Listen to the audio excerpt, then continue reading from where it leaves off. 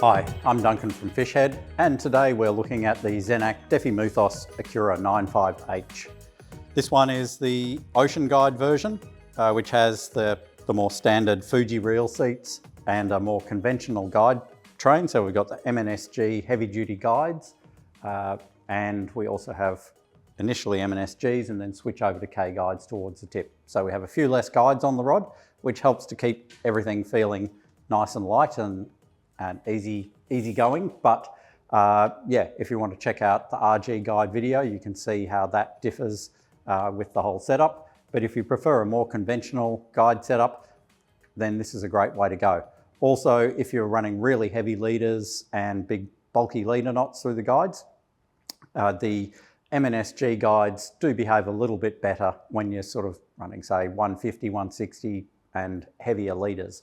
So definitely something to consider if you're going on the super heavy side of things.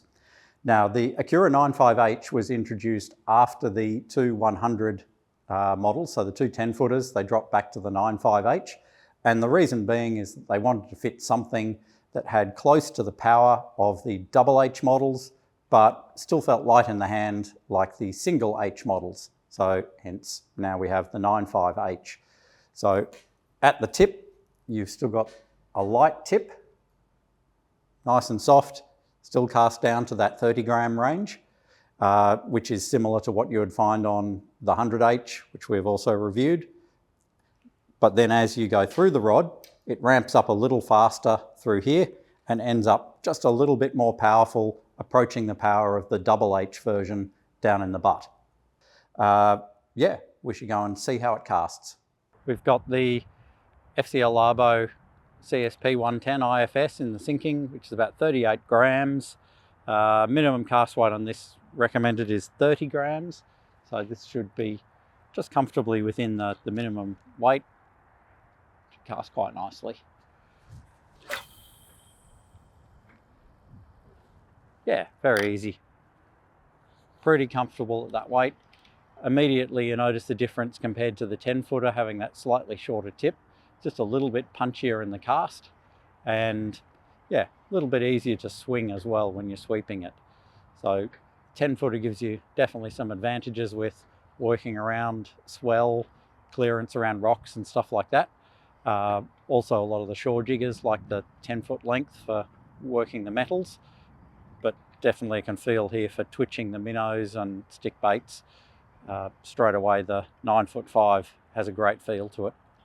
Right, so this is the FCL Ebby Pop, the Ebby SC 190. With hooks on, it's around 75, going on 80 grams. And this should be a very comfortable cast for this rod, right in its happy zone. Certainly is, belts that out really well.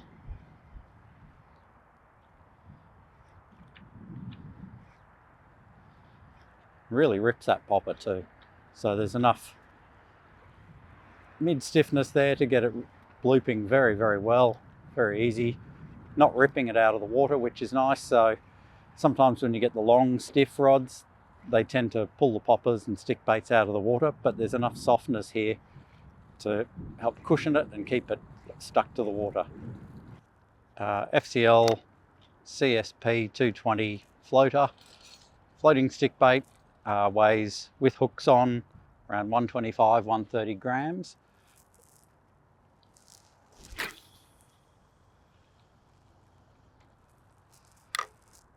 Pretty comfortably within the cast range of the rod there, so no problem with that.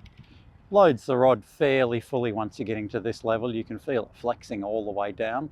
So yeah, it's on that cusp of being where you don't want to punch it massively through the tip, but just let the rod load up smoothly all the way through to get that nice springy action from it. Working the lure, again, soft tip, so no trouble getting a nice sweeping action with your stick bait, and plenty of support in the middle there to get it to really rip as well and pull a nice bubble trail. So this is the Amigari Dzanga 230mm popper, right at the top end of what this rod is designed for, so we'll see how this casts it. So this lure weighs about 180 grams with the hooks on, and the rod is rated for a max of 180 grams. can certainly feel the rod is at its limit when you're hoiking that one out there. Flexes fully all the way through. And at this weight, I'd typically choose a stick bait rather than a popper. It does pull the popper through the water, and it is getting a reasonable bloop, but it's not really ripping it. So if you do want to throw some big plugs, I would certainly say big stick baits are the way to go on this rod. Okay, this is the Accura 95H. You can see the nice soft tip there straight away starts to fold even before we've really put any weight on it. So it's got that, definitely got the softer tip action. It just folds away, and then, yeah, 6 kilos.